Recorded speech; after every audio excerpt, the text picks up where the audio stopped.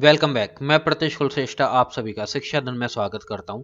आज हम जो सेशन देखने वाले हैं वो आपका ईवीएस का होगा। जो बुक का नाम आपको दिख ही रहा है, हमारा परिवेश, और ये थर्ड क्लास की बुक है और ये आप यूपी की बुक है। तो यूपी के रिगार्डिंग कोई भी आपको एग्जाम देने हैं, हाल फिलहाल में जो आपका यूपी टेट और सुपर टेट होने वाले हैं उसके लिए मोस्ट इंपॉर्टेंट है। इसके अलावा जो भी आप यूपी के एग्जाम दोगे उसमें ईवीएस के सीधे सीधे क्वेश्चन यहीं से बनते हैं। ओके।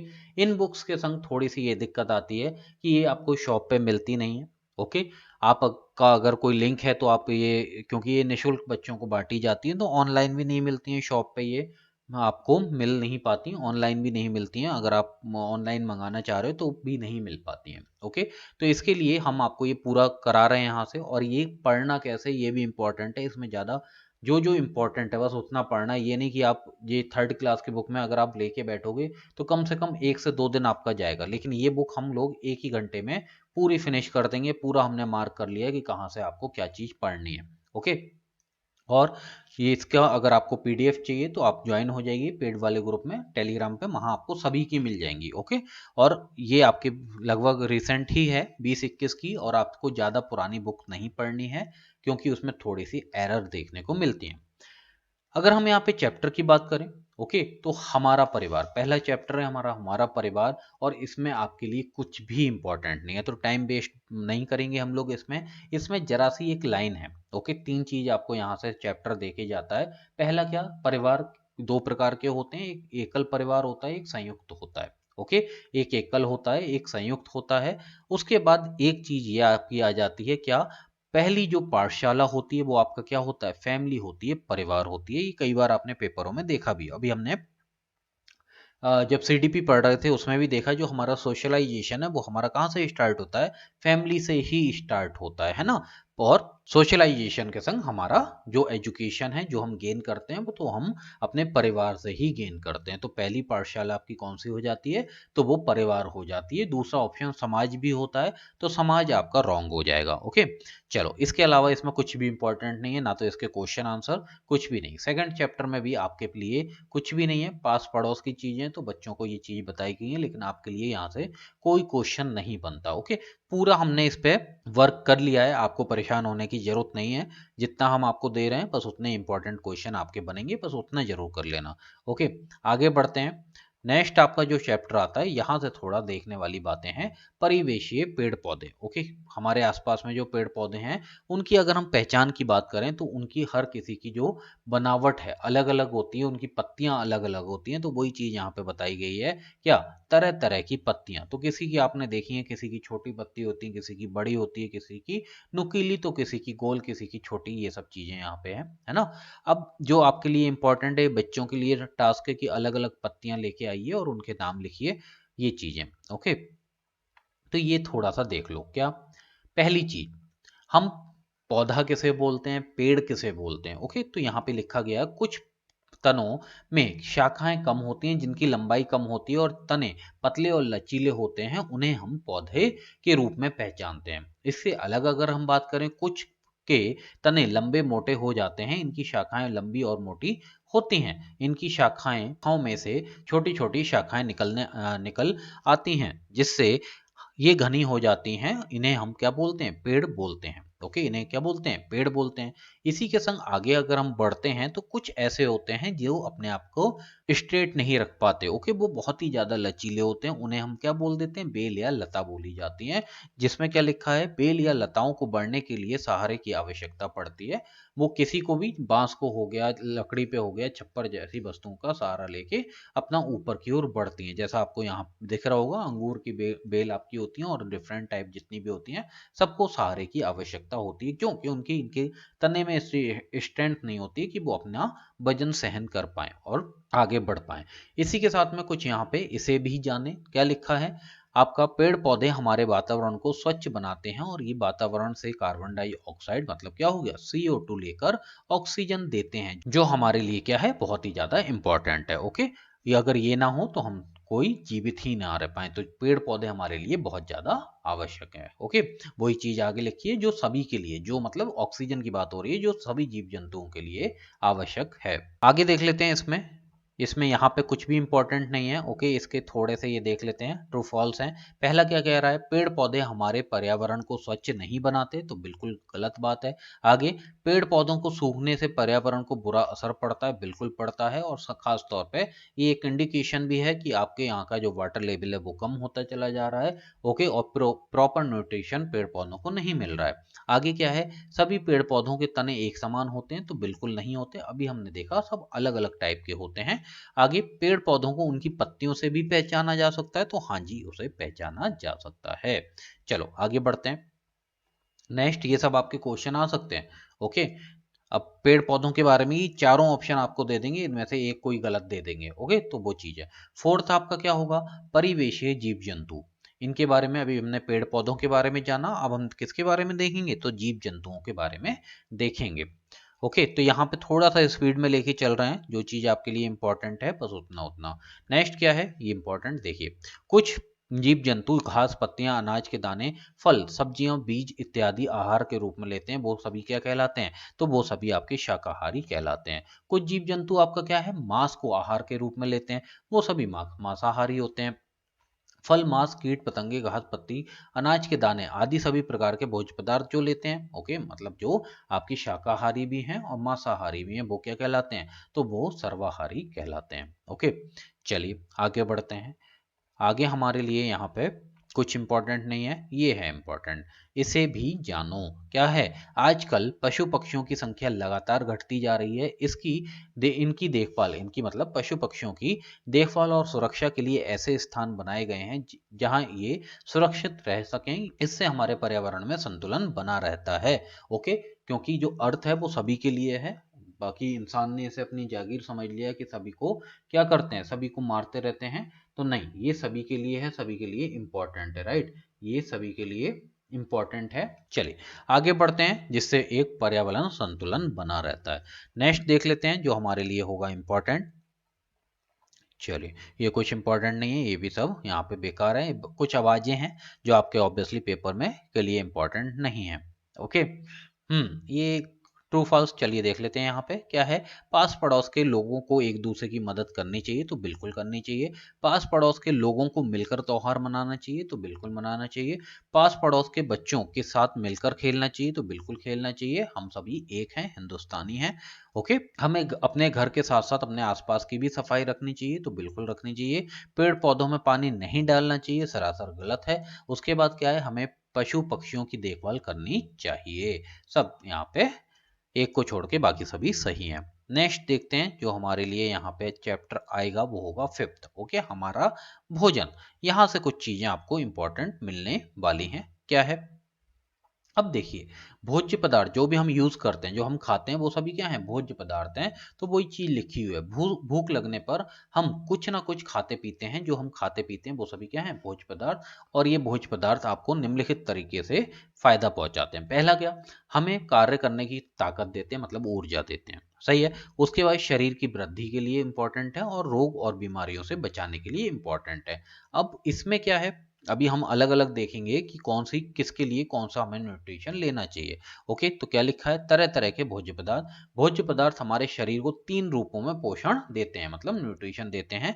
इन गुणों के आधार पर भोज्य पदार्थ तीन भागों में बांटा जा सकता है। पहला क्या है, ऊर्जा देने वाले भोज्य पदार्थ। तो कौन कौन से होंगे भाई, देख लेते हैं। इससे आपको एग्जाम्पल के तौर पे मिल सकते हैं, जैसे यहाँ पे कितने एग्जाम्पल, चार दे रखे हैं, एक अलग से दे देंगे। ओके, वो आपको हटाना होगा। क्या लिखा है, वे भोज्य पदार्थ जो हमें हमारे शरीर को काम करने की ऊर्जा देते हैं, ऊर्जा देने वाले भोज्य पदार्थ कहलाते हैं। जैसे गेहूं, चावल, चीनी, तेल, ये सभी आपको क्या करते हैं, एनर्जी देते हैं। उसके बाद सेकंड हमने क्या देखा था, वृद्धि करने वाले भोज्य पदार्थ। वो कौन से हो गए, वे भोज्य पदार्थ जो हमारे शरीर की वृद्धि करने में मदद करते हैं, वृद्धि वाले भोज्य पदार्थ कहलाते हैं। जैसे आपकी दालें हो गई, है ना, अच्छा खासा प्रोटीन पाया जाता है। उसी के संग आपका दूध हो गया, आपको जिसे आपका क्या है, संपूर्ण आहार के रूप में देखा जाता है दूध को। नेक्स्ट, रोगों से बचाव करने वाले भोज्य पदार्थ, वे भोज्य पदार्थ जो हमारे शरीर को रोगों से बचाते हैं, रोगों से बचाव करने वाले भोज्य पदार्थ कहलाते हैं। जैसे आपकी फल और सब्जी, इसलिए बोला जाता है अपनी डेली रूटीन की डाइट में अपना कोई भी एक फ्रूट और हरी सब्जियां ऐड करनी चाहिए, ये इंपॉर्टेंट है। ये कुछ थोड़ा सा इंपॉर्टेंट है, इतना ज़्यादा इंपॉर्टेंट नहीं है, सुन लेते हैं इसे भी। हम कुछ भोज्य पदार्थ कच्चा खाते हैं, ओके, सैलेड के रूप में आप कह सकते हो। कुछ भोज्य पदार्थों को पकाकर खाते हैं, पकाने से चीज़ें मुलायम और आपके पचने में आसान हो जाती हैं, स्वाद भी उनका अच्छा हो जाता है। परंतु कुछ अनाज, दालें, सब्जियां ऐसे भी हैं जिन्हें हम कच्चा और पकाकर दोनों तरह से खा सकते हैं। ओके, चलिए आगे बढ़ते हैं। ये पूरा बच्चों के लिए बताया गया कि कैसे कैसे सफाई से हमें चीज़ों को खाना चाहिए। ओके, तो आपके लिए इंपॉर्टेंट नहीं है, यहाँ पे इंपॉर्टेंट है। क्या? दांत भोजन को काटने चबाने में मदद करते हैं। अच्छी तरह से चबाया हुआ भोजन हमें आसानी से निकल सकते हैं। ऐसा भोजन आसानी से पच भी जाता है। दांतों को स्वच्छ बनाए रखने के लिए उन्हें नियमित कि उनकी सफाई की जरूरत होती है। ओके, आपसे ये भी क्वेश्चन बन जाता है, जो आपका भोजन है उसका पाचन कहाँ से स्टार्ट होता है? जो वो आपसे माउथ से स्टार्ट हो जाता है, मुंह से ही स्टार्ट हो जाता है। अब इसके थोड़े ट्रू फॉल्स देख लेते हैं। भोजन को खुला रखना चाहिए, तो बिल्कुल गलत है। उसके बाद क्या है? सब्जी व फलों को धोकर खाना चाहिए, अच्छी बात है। अब गेहूं चावल ऊर्जा देने वाले हैं, अभी बिल्कुल हमने ये चीज देखी है। फोर्थ आपका क्या होगा? भोजन करने से पहले साफ पानी से धोना चाहिए, बिल्कुल, बहुत बढ़िया। चलो ये सभी आपके सही है। आगे बढ़ते हैं। नेक्स्ट क्वेश्चन जो हमारा बनेंगे यहाँ से 6 नंबर का जो आपका चैप्टर है, क्या है? पशु पक्षियों का भोजन और सहायक अंग। तो यहाँ पे आपको अलग अलग पक्षियों के बारे में कुछ वैरायटी मिलने वाली है, जैसे कि आपने एनसीईआरटी में भी देखा था, है ना? तो वो सब चीजें आपको पूछ ली जाती हैं कि ये किसकी क्वालिटी है, वैरायटी है, ये चीजें। तो देखते हैं यहाँ पे क्या इंपॉर्टेंट है। जितना हमने यहाँ पे रेक्टेंगल बनाए हुए हैं वहीं पे उतना ही आपको पढ़ना है, बाकी अदर चीजें इंपॉर्टेंट नहीं है। क्या है? गौरैया की चोंच छोटी नुकीली होती है, इससे उसे अनाज के दानों को छीलने और फाड़ने में सहायता मिलती है। किसकी हो गई? तो गौरैया की क्वालिटी हो गई। शक्कर खोरा ये क्या करती है? क्वेश्चन आया हुआ है ना? ये देखिए यहीं से क्वेश्चन बनते हैं। शक्कर खोरा की चोंच की जो होती है पतली होती है और घुमावदार होती है। इससे क्या करता है? वो फूलों के रस को चूसने में उसे आसानी मिलती है। उसके बाद नेक्स्ट की बात करें तो आगे क्या है हमारा? जो आपके मांसाहारी हैं, जैसे बाज हो गया, चील हो गया, इनकी चोंच छोटी होती है और काफी मजबूत होती है, आगे से मुड़ी हुई होती है, पंजे इनके नुकीले होते हैं जिससे वो अपने शिकार को आसानी से पकड़ सके। ओके, इसके बाद आपके कौन से हैं? जो पानी में रहते हैं, पानी में शिकार करते हैं। तो पानी एवं उसके आसपास रहने वाले पक्षियों की चोंच इस प्रकार की होती है कि वे कीचड़ में, पानी में रहने वाले कीड़े एवं अन्य जीवों को पकड़कर आहार के रूप में ले सकते हैं। क्लियर? आगे बढ़े। नेक्स्ट क्या है?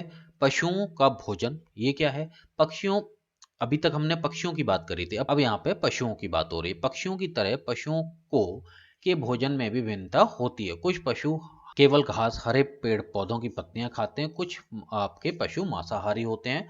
और आगे क्या लिखा है? मनुष्य की तरह पशुओं में भी भोजन करने के लिए दांत की प्रमुख भूमिका होती है। तो इसे जरा अच्छे से देखिएगा, कैसे शाकाहारी के दांत होते हैं, कैसे मांसाहारी के होते हैं, वो सब चीजें यहाँ पे बताई जा रही हैं। दांत भोजन को पकड़ने, काटने, चबाने में सहायक होते हैं। जानवरों के दांतों की बनावट खान पान में मदद करती है। खाना चबाकर खाने के लिए पीछे के दांत अधिक मजबूत होते हैं। जो पशुओं को जो पशु आपके जो हैं आहार मांस के रूप में लेते हैं, उनके आगे के जो दांत होते हैं वो नुकीले होते हैं, जिससे शिकार को का जो मांस है उसे आराम से फाड़ा जा सके। नेक्स्ट अगर हम बात करें गाय के बारे में, जो शाकाहारी है, उसके आगे के जो दांत होते हैं वो छोटे होते हैं, जिससे वह अपना भोजन को काटती है। और घास व भोजन को पचाने के लिए पीछे के दांत इसके क्या होते हैं? चबाने के लिए पीछे के दांत इसके चपटे और बड़े होते हैं। तो ये भी आप चीज याद रखने वाले हो, पेपर में पूछा जा सकता है। नेक्स्ट अगर हम बात करें शेर की, तो आपको पता है मांस खाता है, मांसाहारी है, वह नुकीले दांतों की वजह से अपने भोजन को आसानी से खाता है। चलो आगे बढ़ते हैं। नेक्स्ट हमारे लिए क्या है इंपॉर्टेंट? ये देखो गिलहरी, ये तो कई बार पेपर आपके यूपी टेट में कई बार आया हुआ क्वेश्चन है। गिलहरी के दांत हमेशा बढ़ते रहते हैं। ओके, क्या दे दिया था? बस यहाँ पे डैश लगा के दे दिया था कि दांत हमेशा बढ़ते रहते हैं। चार ऑप्शन आपके सामने थे। वह अपना खाना कुतर कर और काट कर खाती है और उसके दांत इसी में घिसते रहते हैं। अगर ये अपने दांतों को इसी प्रकार से नहीं घिसे तो इनके दांत इतने ज़्यादा बड़े हो जाते हैं कि वो अपना मुंह भी बंद नहीं कर पाते, राइट? इसलिए वो चीज़ों को कुतरते रहते हैं। ओके, गिलहरी का ये चीज़ याद रखिएगा। आगे ये थोड़ा सा है, चलो इसे भी देख लेते हैं। क्या है? बगुला। तो बगुला आप ये है ना, मछली का सेवन करता है। मोर की अगर बात करें तो सांप हो जाएगा। तोते की अगर बात करें तो मिर्च लगा दीजिए। कौवे की बात करें तो कौवा आपके कीड़े मकोड़े का हो जाएगा। भैंस की अगर बात करें तो ये आपका घास हो जाएगा। और शेर आपका मांस के संग कनेक्ट हो जाएगा। ओके, चलिए आगे देख लेते हैं। यहाँ पे आ गया हमारा घर, 7th नंबर का हमारा जो चैप्टर है, हमारा घर की बात हो रही है। तो यहाँ पे कुछ जो इम्पोर्टेंट, आई थिंक इस चैप्टर में आपके लिए कुछ भी नहीं है। हाँ जी, ये इम्पोर्टेंट है, थोड़ा सा अलग अलग तरह के घर के बारे में बताया गया है। तो देखते हैं। कुछ घर बनाने में मिट्टी, बांस, लकड़ी, घास फूस आदि वस्तुओं का प्रयोग किया जाता है। घर के फर्श को मिट्टी के गोबर से मिलाकर लीपा जाता है। आप लोग अगर सिटी में रह रहे हैं तो शायद आपको ये चीज़ नहीं देखी हो आपने, लेकिन आजकल अभी भी गाँव में गोबर में मिट्टी मिला के लीपा जाता है। ओके, आगे क्या लिखा है? घरों की छत बनाने में खपरेल, ओके, कटीली झाड़ी, बांस, बल्ली आदि का उपयोग किया जाता है। ऐसे घर को हम कच्चे घर कहते हैं। इसके बाद अगर हम बात करें, जो आप अगर सिटी में हैं तो ज़्यादातर आपने यही देखे होंगे। पक्का घर बनाने में सीमेंट, सरिया, बालू, ईंट आदि का प्रयोग किया जाता है। ये घर तरह तरह के हो सकते हैं। एक मंजिला हो सकते हैं, दो मंजिला हो सकते हैं, बहुमंजिला हो सकते हैं, या बंगला ओके के रूप में देखे जा सकते हैं। ये कैसे हो गए? तो ये पक्के मकान हो गए। आगे चलिए, इसमें आगे क्या है? इसी तरह घास फूस, लकड़ी, बांस आदि से झोपड़ी तैयार की जाती है, जिसका उपयोग बहुत से लोग घर के रूप में करते हैं। अगर हम तंबू की बात करें, टेंट की बात करें, तो वो भी एक प्रकार का आपका क्या है? तो घर ही है। आगे इसमें ये तरह तरह के घर दिए गए हैं। एक पोयम दी है कि मेरा घर तुम्हारा घर, कितना सुंदर प्यारा घर, वो सब बच्चों के लिए है। आगे इसमें अगर हम बात करें तो यहाँ पे आपके लिए कुछ भी इंपॉर्टेंट नहीं है। हम आ गए इसी के साथ 8th पे। 8th की बात कर लेते हैं। तो यहाँ पे 8th चैप्टर में ये थोड़ा सा इंपॉर्टेंट है। क्या? पशु पक्षियों के घर। कुछ पशु पक्षी प्राकृतिक रूप से बने बास में स्थलों, रहने के स्थानों को अपना घर बनाते हैं। बंदर पेड़ की घनी शाखाओं पर, मछली पानी, और जो शेर है वो कहाँ रहता है? तो गुफा में रहता है। कुछ जानवर अपना घर स्वयं बनाते हैं। खरगोश और चूहा जमीन के अंदर बिल बनाकर रहते हैं। सही है। इसी के संग अक्स में सांप के बारे में भी आगे दिया होगा, नहीं तो आप देख लेते हैं। देखिए दिया है, इसे भी जाने, ये क्वेश्चन आया हुआ है आपके पेपर में। चलिए आगे देखते हैं। ये अभी देख लेंगे, पहले ये रह गया, इसे देख लेते हैं। मधुमक्खियां अकेले ना रहकर समूह में रहती हैं। वे अपने रहने के लिए छत्ते का निर्माण करती हैं। चींटियां भी बिल बनाकर समूह में रहती हैं। पक्षी अपने लिए घोंसला बनाते हैं। ओके, तो ये सब आपने एनसीईआरटी में भी पढ़ा है। ओके, और जो पक्षी अपना घोंसला बनाते हैं वो बस अंडे देने के लिए बनाते हैं। ये कुछ इंपॉर्टेंट है जो आपके यूपी टेट में आया है। क्या? सांप भी बिल में रहते हैं, लेकिन वह अपने रहने के लिए स्वयं बिल नहीं बनाते। वे क्या करते हैं? चूहे या खरगोश का जो बिल होता है उसमें घुस जाते हैं और उसी में रहने लगते हैं। आगे बढ़ते हैं। जो हमारे लिए इंपॉर्टेंट है ये चीज है, क्या है? देखते हैं।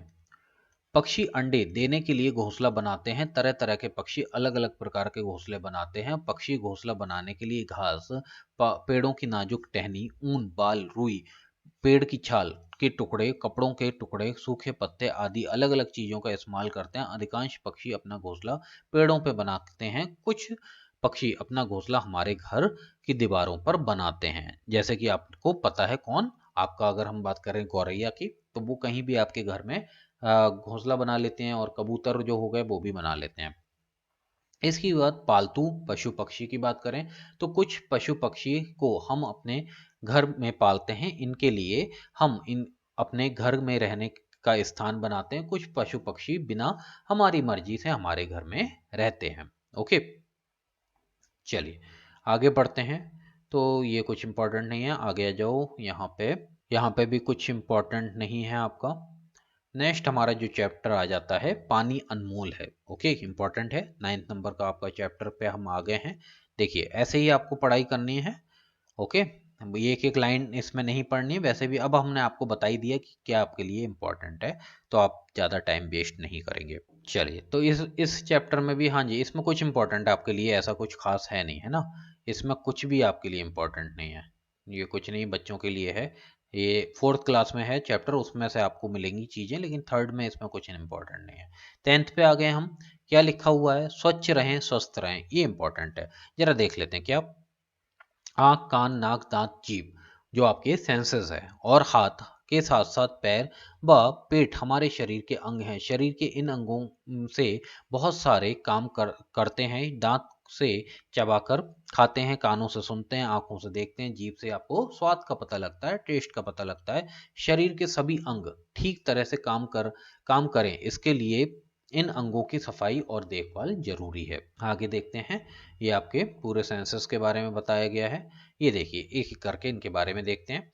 अब क्या है, खाने की वस्तु को हम दांत से काटकर चबाकर खाते हैं। काटने और चबाने की वस्तुओं को छोटे टुकड़ों हमारे दांतों के बीच फंस जाते हैं। यदि इन कणों की सफाई ना की जाए तो दांतों को खराब कर सकते हैं। ओके, इसलिए हमें प्रतिदिन सुबह उठने के बाद और रात में सोने से पहले ब्रश और दातुन से दांतों को साफ करना चाहिए। आगे क्या लिखा हुआ है, जीभ के बारे में। ओके, तो जीभ आपको पता है क्या पता लगाती है, तो स्वाद के बारे में बताती है। यह भोजन को निगलने में सहायता करती है, बोलने में भी यह हमारी मदद करती है। दांतों की सफाई के साथ ही हमें जीभ की भी प्रतिदिन सफाई करनी चाहिए। उसके बाद अगर हम बात करें आंखों की, तो इसमें क्या लिखा है, आंखों से हम देखते हैं। गुलाब व गेंदे के फूल हम आंखों से देखकर पहचान लेते हैं, वस्तु में अंतर कर लेते हैं। रोज सुबह उठने के बाद हमें ठंडे और साफ पानी से आंखों को धुलना चाहिए। ये याद रखेंगे कैसे, तो ठंडे और साफ पानी से हमें आंखों को धुलना चाहिए। आगे बढ़ते हैं, क्या है, कानों की बात कर लेते हैं। तो कानों से हम क्या करते हैं, सुनते हैं, है ना। तो सुनकर के लोगों की आवाज पहचान लेते हैं। यदि कहीं शोर हो रहा है तो हम अपने कानों को हाथों से बंद कर लेते हैं। उसके बाद क्या है, इसी के संग आगे क्या है, तुम क्या तुमने कभी अनुभव किया है कि फूल, पके फल और खीर की महक हमें अपनी ओर खींचती है, हमें अच्छी लगती है। यदि कहीं दुर्गंध आती है तो हम क्या करते हैं, नाक को अपने रुमाल से ढक लेते हैं, है ना। जिससे नाक आपकी क्या बताती है, कहीं अच्छी सुगंध आ रही है तो उसके बारे में, और कहीं गंध आ रही है तो उसके बारे में इंडिकेशन दे दी जाती है। उसी के हिसाब से हम आगे बात करें तो ये क्या है, किसी भी वस्तु की पहचान हम छूकर कर सकते हैं। ओके, वो उसकी आकृति कैसी है, तो ये क्या है, आपका गोल है, चौकोर है, छोटी है, बड़ा है, चिकना है, खुरदुरा है, गर्म है, ठंडी है, ये सब चीजें हम किससे, छूकर, सेंसेस से, त्वचा द्वारा पता कर सकते हैं। हमारे शरीर की सफाई के लिए प्रतिदिन हम स्नान करते हैं। नहाते समय हम अपने हाथ, पैर, कान व नाक के साथ साथ पूरे शरीर की सफाई करते हैं। नहाने से हमारा शरीर स्वस्थ रहता है। हम बालों को धोकर साफ करते हैं। बालों में रोज कंघी करते हैं। ये सभी बच्चों के लिए आपको भी ये सब चीज़ें बतानी पड़ेंगी, क्योंकि बच्चे हैं, है ना। तो ये सब चीज़ें कुछ ऐसे ही आपके स्कूल में आ जाएंगी आपकी क्लास में, तो ये डेली रूटीन पे आपको बच्चों को बताना पड़ेगा, है ना। चलिए आगे क्या है, कंघी करने से हमारे बाल इधर उधर नहीं बिखरते नहीं हैं और देखने में भी सुंदर लगते हैं। उसके बाद बड़े हुए नाखून के अंदर गंदगी इकट्ठा होती है। जब हम कुछ खाते हैं तो ये गंदगी हमारे कहाँ चली जाती है, पेट में चली जाती है। इस गंदगी से हम बीमार हो सकते हैं, इसलिए नाखून को समय समय पर काटते रहना चाहिए। आगे बढ़ते हैं। ओके, ये है थोड़ा सा, ये बच्चों के लिए ही है, ये बच्चों का हार्ट इसमें ड्रॉप करवाया है। तो पहले ये एकदम अच्छा पानी था, उसके बाद ये गंदा हो गया, तो ये बच्चों के लिए है कि भाई आपको इसलिए हाथ धुलने चाहिए। ये सब देखो गंदा हो गया आपका पानी, ये सब आपकी गंदगी आपके हाथों में थी। अगर डायरेक्ट आप इससे खाना खा लेते तो आपको कहीं ना कहीं ये सब गंदगी आपके पेट में चली जाती। ओके, ये कुछ तरीका बताया गया है। ये देखो थर्ड क्लास की बुक है और दुनिया इसके बारे में बात कर रही है कि कोरोना में आपको हाथ की सफाई कैसे करनी है ना। तो ये सब चीजें हैं।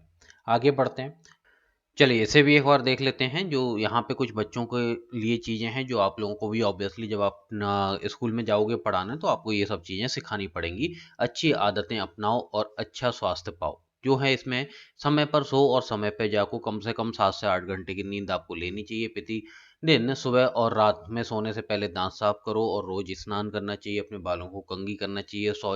जाने के लिए शौचालय का प्रयोग करें। शौच के बाद साबुन से हाथ धो और खाना खाने से पहले और खाने के बाद साबुन से हाथ धोने चाहिए। सप्ताह में एक बार अपने नाखून काटो। आंखों को बहुत तेजी से ना मलो। ओके, आगे बढ़ते हैं। इसमें जो कुछ इंपॉर्टेंट है, क्या लिखा है आगे, त्वचा को नुकीली वस्तु या नाखूनों से मत खुरचो और बहुत गर्म चीज ना खाओ, ना ही पियो। गर्म वस्तु से जीभ जल सकती है। उसके बाद यहाँ पे कुछ और है, ध्यान रखो। क्या चीज़ ध्यान रखनी है जरा देख लेते हैं। कूड़ा कचरा सड़क पर ना फेंकें, इसके लिए कूड़ेदान का प्रयोग करें। पॉलीथिन के स्थान पे कागज, जूट और कपड़े की थैली का प्रयोग करें। ओके, जिससे आपको पता है पॉलीथीन जो है बहुत ज़्यादा पॉल्यूशन फैलाती है और डिस्ट्रॉय भी इतनी जल्दी नहीं हो पाती।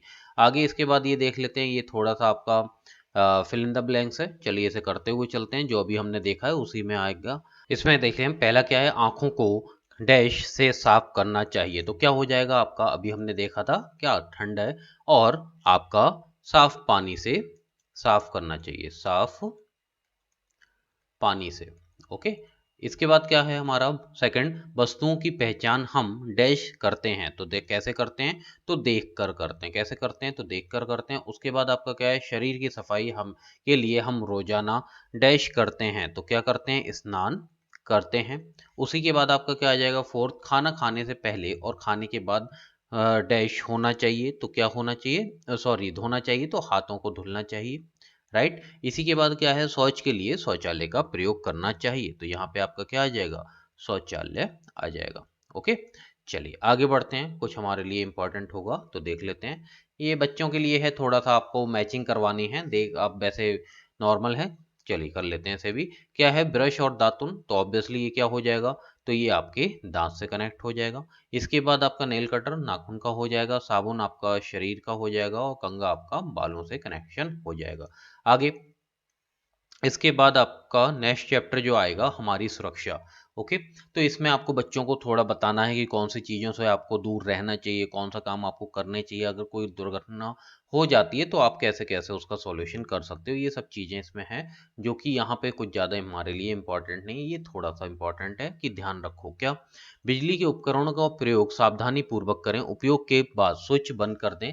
इससे हम अपनी सुरक्षा के साथ साथ ऊर्जा मतलब आपकी बिजली की बचत भी कर सकते हैं। अभी आप लोगों ने करंट अफेयर अगर आप फॉलो कर रहे हैं तो देखा होगा कि कोल का संकट ज़्यादा ही बढ़ गया था कई जगह। तो ये सब आपको ध्यान रखना होता है कि आप जो अगर लाइट आपको यूज़ नहीं है तो उसे तुरंत बंद कर दिया जाए। ये आपके ट्रू फॉल्स हो जाएंगे। सड़क पर खेलना चाहिए, तो बिल्कुल नहीं खेलना चाहिए। आग और गर्म वस्तुओं से दूर रहना चाहिए। उसके बाद क्या है आपका, गीले हाथों से स्विच नहीं छूने चाहिए, तो बिल्कुल बात सही है। खेलते समय खेल के नियमों का पालन नहीं करना चाहिए, बिल्कुल गलत है। आगे बढ़ते हैं नेक्स्ट, इसमें जो आपके लिए हो सकता है इंपॉर्टेंट। चलिए देख लेते हैं। अब हमारा आ गया है क्या, यातायात के साधन। इसमें थोड़ी थोड़ी चीजें आपके लिए इंपॉर्टेंट हैं, चलिए देख लेते हैं। यहाँ पे देखिए, ये देखिए क्या है, हम जिन वाहनों से एक जगह से दूसरी जगह जाते हैं उन्हें हम क्या कहते हैं, यातायात के साधन कहते हैं। कुछ जगह हम पैदल ही चले जाते हैं, दूर जाना हो और कम समय पर जाना हो तो हम वाहनों का प्रयोग करते हैं, जैसे कि आपको साइकिल हो गया, मोटरसाइकिल हो गया, स्कूटी हो गया, कार हो गया, है ना। ये सब चीज़ें क्या हैं, जो आपके यातायात के साधन हैं। ओके, चलिए इसमें ये कुछ आपके लिए ज़्यादा इंपॉर्टेंट है नहीं, तो इसमें टाइम वेस्ट करेंगे नहीं, आगे बढ़ते हैं। इसके भी ये कुछ इंपॉर्टेंट नहीं है आपके लिए। आगे इसमें देखते हैं। चलिए ये सब भी बेकार हैं, कुछ ज़्यादा इंपॉर्टेंट नहीं है इसमें, आगे आ जाते हैं। ओके, अब आपका जो आ गया है यातायात के नियम, कौन से नंबर का चैप्टर है, तो 13 नंबर का आपका ये चैप्टर है। इसमें देखते हैं क्या है आपके लिए इम्पोर्टेंट। चलो, इसमें ये भी कुछ इंपॉर्टेंट नहीं है, ये वही है कि कैसे कैसे आपको चलना है, कैसे यहाँ पे बच्चों के लिए दिखाया गया है कार्टून बना के कि आपका ग्रीन लाइट है तो आपको चलना है, और आपका क्या है, येलो हो रही है तो आप तैयार रहो। ओके, उसके बाद रेड पे रुकने की संदेश आपको दे रहा है। उसके बाद यहाँ पे देख लेते हैं वही कुछ नियम है। ओके, सड़क पर हमेशा बाईं ओर चलना चाहिए, कौन सा, हमारे इंडिया में कैसे, लेफ्ट डायरेक्शन में चला जाता है। चौराहे पर लाल बत्ती देखकर रुकें, पीली बत्ती जलने पर तैयार रहें, हरी बत्ती हमारा होने पर चौराहे को पार करें। सड़क पार करने से पहले सड़क के दाएं देखें, फिर बाएं देखें, फिर से दाएं देखें, फिर वाहन नहीं आ रहा हो तो सड़क पार कर लें। ओके, ये सब चीज़ें बच्चों को बताई जाती हैं। अगर आप लोग भी गार्जियन हैं तो आप अपने बच्चों को ये सब चीज़ें सिखाते रहे होंगे। ओके, तो वो जो आपको स्कूल में मिलने वाले हैं वो भी आपके बच्चे ही हैं सभी, तो आपको ये सब चीज़ें सिखानी है उन्हें। पैदल चलते समय हमेशा फुटपाथ का पर प्रयोग करना चाहिए, और फुटपाथ ना होने पे अपनी बाईं तरफ सड़क के किनारे चलें। पैदल चौराहे पार करने के लिए जेब्रा क्रॉसिंग पर ही चलकर सड़क पार करें, जैसे कि ये प्यारी सी बच्ची कर रही है, यहाँ पे दिखाया भी गया है। आगे वही चीज जो हम आपको बता रहे थे, देखिए इसे भी जाने। भारत देश में यातायात के नियमों के अनुसार हमें सड़क पर बाईं ओर चलना चाहिए। ओके, चलो आगे बढ़ते हैं, ये देख लेते हैं। यातायात के नियमों का पालन ना करने पर दुर्घटनाएं होती हैं, हमें इन नियमों का पालन करना चाहिए। स्कूटी मोटरसाइकिल चलाते समय हेलमेट अवश्य लगाएं। आप लोग भी लगाते होंगे, है ना, जिससे दुर्घटना होने पर हम सुरक्षित रहें। कार और अन्य मोटर वाहन चलाते समय सीट बेल्ट अवश्य लगाना चाहिए। सड़क पर चलते समय मोबाइल, हेडफोन का प्रयोग नहीं करना चाहिए और ज़्यादातर जो यूथ हैं ये सब चीज़ें करते हैं तो थोड़ा सा इससे एक्सीडेंट होने के चांस भी बढ़ जाते हैं। अब क्या है, मोबाइल पर बात करते समय हम गाड़ी की हॉर्न नहीं सुन पाते जिससे आपस में टक्कर हो सकती है। ओके, हम आपस में टकरा सकते हैं। आगे, ये बच्चों के लिए थोड़ा सा चर्चा के विषय हैं, ये इंपॉर्टेंट है, थोड़े ध्यान से सुनना। अब यहाँ पे ये कुछ साइन बोर्ड आपको दिखाई देते हैं जब आप रोड पे चलते होते हो। ओके, ये जैसे ये एरो बना है, क्या है, अंदर आना मना है, ऐसे वाहन ना खड़ा करें, नो पार्किंग का बोर्ड आपको दिख जाता है ना, हॉर्न नहीं बजाना या हॉर्न बजाना, ये सब चीजें यहाँ पे रुकना है, ये है। तो आपको देखिए कुछ इसमें तीन तरह के बोर्ड आपको दिखाई देते हैं। पहला क्या है, आदेशात्मक चिन्ह। ये चिन्ह आदेश देते हैं और इस जिसका पालन किया जाना अनिवार्य है। इसका आकार गोल होता है, ये देख रहे हैं, ये सभी आपको आदेश दे रहे हैं। इनका कैसा, एक सर्कल में है, ये सब कैसे हैं, एक सर्कल में है, गोल होता है, रंग लाल होता है, परंतु कुछ चिन्ह नीले भी हो सकते हैं। अब जो ज्यादा खतरे के निशान है वो आपको सब लाल के मिलने वाले हैं। ओके, यहाँ पे हॉर्न बजाना है, ये थोड़ा नीला, बाकी ज्यादातर आपको इसमें लाल ही मिलते हैं। उसके बाद अगर हम बात करें, ट्रायंगल शेप के आपको मिलेंगे। तो ये किसके लिए होते हैं, तो ये सचेत करने के लिए कि आगे क्या है, दाएं मोड़ है, बाएं है ना, आगे विद्यालय। तो ये आपको कैसे मिलेंगे, ये चिन्ह चेतावनी देते हैं और ये कैसे होते हैं, आपके त्रिकोणीय होते हैं, लाल रंग के होते हैं। लाल रंग का प्रयोग इसलिए किया जाता है क्योंकि ये क्या होता है, इसका वेवलेंथ आपका सबसे ज्यादा होता है, स्प्रेड आपका कम होता है। आगे बढ़ते हैं, वो साइंस की ही चीज है। आगे आपका क्या है, ये आपने देखे होंगे थोड़े से, कैसे होते हैं, आपका रेक्टेंगल शेप के होते हैं ना, आयताकार होते हैं। तो ये कुछ आपको सूचना देते हैं, ये चिन्ह विभिन्न स्थानों पर सूचना देते हैं। ये आयताकार होते हैं और रंग इनका कैसा होता है, तो नीला होता है। ओके, इनका जो कलर होता है वो कैसा होता है, नीला होता है। आगे क्या है हमारे लिए इंपॉर्टेंट, सड़क पर चलते समय हमें यातायात के संकेतों का सदैव ध्यान रखना चाहिए। अस्पताल के आसपास से वाहन लेकर जाएं तो हॉर्न ना बजाएं क्योंकि इससे जो अंदर पेशेंट है उन्हें प्रॉब्लम होती है। तेज आवाज से हाँ वही देखिए आ गई, तेज आवाज से मरीजों की को असुविधा होती है। सड़क के ऐसे मोड़ जहां आने वाले वाहन दिखाई नहीं दे पाते वहां हॉर्न जरूर बजाएं। कई आपको शार्प टर्न देखने को मिलते हैं जिससे आपको आगे से जो वाहन आ रहा है वो नहीं पता लगता है, तो आप पहले से ही हॉर्न दे दें उसे। अब क्या है, दाएं एवं बाएं का संकेत देकर जिधर जाना हो उधर जाएं। ओके, मतलब ये इंडिकेटर की बात कर रहे हैं, उसके जहां आपको टर्न होना है वहां का इंडिकेटर देके फिर टर्न हो। अब आपको क्या है, ऐसा करें और ऐसा ना करें, ये बिल्कुल बेसिक चीजें हैं। जैसा भी आपने आपको बताया, स्कूटर और मोटरसाइकिल से अगर आप चल रहे हो तो हेलमेट का प्रयोग करें। दो पहिया वाहनों पर दो से अधिक ना बैठें। उसके बाद क्या करना चाहिए, कार चालक और उसमें बैठे अन्य व्यक्ति को सीट बेल्ट का प्रयोग करें, तेज गति से वाहन ना चलाएं। उसके बाद क्या है, यातायात के नियम व संकेतों का पालन करें और इसी के संग लाल संकेत होने पे चौराहे पार ना करें। ओके, उसके बाद क्या है, आपका कूड़ा हमेशा कूड़ेदान में ही डालें। ये करना चाहिए, क्या नहीं करना चाहिए, तो सड़क पर कूड़ा नहीं फेंकना चाहिए। चलो आगे बढ़ते हैं। अब हमारा दायित्व क्या है, ये देखिए, आपने देखा होगा कई बार एक्सीडेंट हो जाता है तो लोग बाग बस आजकल तो मोबाइल निकाल के वीडियो बनाना स्टार्ट कर देते हैं, तो उसी के लिए है, जरा देखते हैं। मोटर वाहन एक्ट धारा 134, ओके, 134 में कहा गया है, ये थोड़ा सा याद रखेंगे, आप पूछ लिया जा सकता है कौन सी है, तो आप याद रखेंगे 134। ओके, जिसकी गाड़ी से दुर्घटना हुई है उसका दायित्व है वह घायल को डॉक्टर के पास ले जाओ, पुलिस को सूचना दे। यदि हमारी गाड़ी से दुर्घटना नहीं हुई लेकिन हमारे सामने हुई है तो हमारा दायित्व है कि घायल व्यक्ति की मदद करें जिससे वह तुरंत उपचार मिल सके और उसकी जान बचाई जा सके। इन केसेस में ज़्यादा होता है हिट ऑन रन केसेस में, जिसमें ब्लीडिंग ज़्यादा ही हो जाती है और वो फिर ऐसी कंडीशन पे हॉस्पिटल पहुंचते हैं जहां उनका बचा पाना थोड़ा सा मुश्किल होता है। ओके, चलिए अब आगे हम 14 नंबर के चैप्टर पे, जो है आप संचार के साधन। ओके, तो यहाँ पे देख लेते हैं क्या है हमारे लिए इम्पोर्टेंट।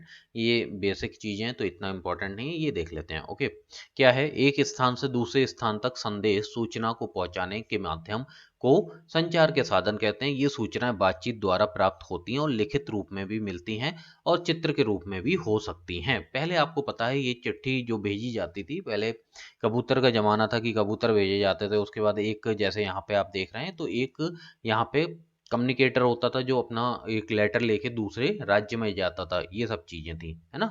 तो आज के टाइम पे आप आराम से मोबाइल से अपना कम्युनिकेट कर सकते हो, मेल के थ्रू कर सकते हो, आपके अब साधन ज़्यादा हैं जो कि पहले नहीं थे, है ना? पहले ये देखिए कबूतर का प्रयोग ये सब चीज़ें होती थी, अब डाकिया ये सब आ गए हैं, लेकिन आपके लिए यहाँ पे इम्पोर्टेंट नहीं, ये देख लेते हैं।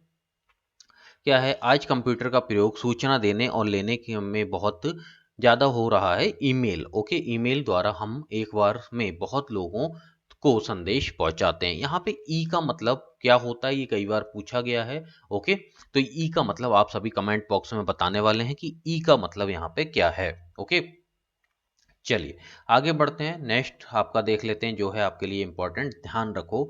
तो जरा देख लेते हैं संचार के साधन के रूप में हमें क्या क्या ध्यान में रखनी चाहिए। ओके, संचार के साधन हमारे बहुत काम आते हैं, लेकिन इनका प्रयोग करते समय कुछ आपकी सावधानियां उन्हें अवश्य बरतना चाहिए। पहला क्या है, सड़क पर चलते या सड़क को पार करते समय मोबाइल का प्रयोग ना करें। ओके, उसके बाद क्या है, रेडियो और टेलीविजन तेज आवाज में ना चलाएं, तेज आवाज से दूसरों को परेशानी हो सकती है। इसी बात थर्ड नंबर पे अगर हम देखें तो टेलीविज़न बहुत पास से ना देखें, और इससे आँखें खराब हो सकती हैं। आज के टाइम पे बच्चे मोबाइल पे ही लगे रहते हैं या टीवी पे। टीवी तो बहुत ही कम बच्चे देखते हैं, या देखते हैं तो मोबाइल पे ज़्यादा लगे रहते हैं, जिससे उनकी थोड़ा-सा आई पे ज़्यादा इफ़ेक्ट पड़ता है। चलिए यहाँ पे देख लेते हैं क्या है हमारे लिए इम्पोर्टेंट। ये थोड़े से ही हैं, ये 4 पॉइंट हैं, देख लेते हैं। सड़क पर चलते या पार करते समय मोबाइल पर बात करनी चाहिए तो बिल्कुल नहीं करनी चाहिए, है ना? बिल्कुल नहीं करनी चाहिए। उसके बाद क्या है, टेलीविज़न बहुत पास से नहीं देखना चाहिए, बिल्कुल बात आपकी सही है। उसके बाद क्या है, रेडियो बहुत तेज़ आवाज़ में सुनना चाहिए, बिल्कुल गलत है। उसके बाद आपका क्या हो जाएगा, आपका कंप्यूटर से संदेश भेजने में देरी होती है, बिल्कुल ही गलत है। नहीं, आपका 1 क्लिक में ये हो जाएगा सेंड। ओके, चलिए आगे बढ़ते हैं। यहाँ पे कुछ नहीं है इम्पोर्टेंट। और उसके बाद ये आपकी 15 नंबर का है जो आपके लिए ये एक पोयम टाइप है जो आपके लिए इम्पोर्टेंट नहीं है। नेक्स्ट यहाँ पे आगे देखते हैं। चलिए ये भी कुछ नहीं है, ये सब नहीं है। चलो, तो यहाँ पे आपकी ये पूरी बुक हो गई है finish. Okay, within hour आपकी ये बुक कंप्लीट हो गई। इससे ज़्यादा कुछ भी इंपॉर्टेंट नहीं है, हमने पूरा इस पे एक एक वर्ड पढ़ के देख लिया। आप लोगों को टाइम वेस्ट करने की जरूरत नहीं है, ये हमारा राष्ट्रगान प्यारा आ गया है। तो ये बुक आपकी हो गई कंप्लीट। इसकी पीडीएफ अगर आपको चाहिए तो आप टेलीग्राम ग्रुप पे ज्वाइन हो जाइए, वहाँ पे आपको मिलती रहेंगी सभी पीडीएफ। इसके अलावा जो भी लेक्चर आप लोगों ने आपके रह गए हैं तो उनके प्लेलिस्ट में लिंक आपको दे दिए गए हैं, जाके उसे एंजॉय करिए और सीखिए और आगे बढ़ते रहिए। और अगर आपको यहाँ से कुछ वैल्यू मिली हो तो ज़रूर इस वीडियो को लाइक कर दें और ज़्यादा से ज़्यादा शेयरिंग करें, जिससे सभी को पास ये अच्छा डेटा पहुँच पाए।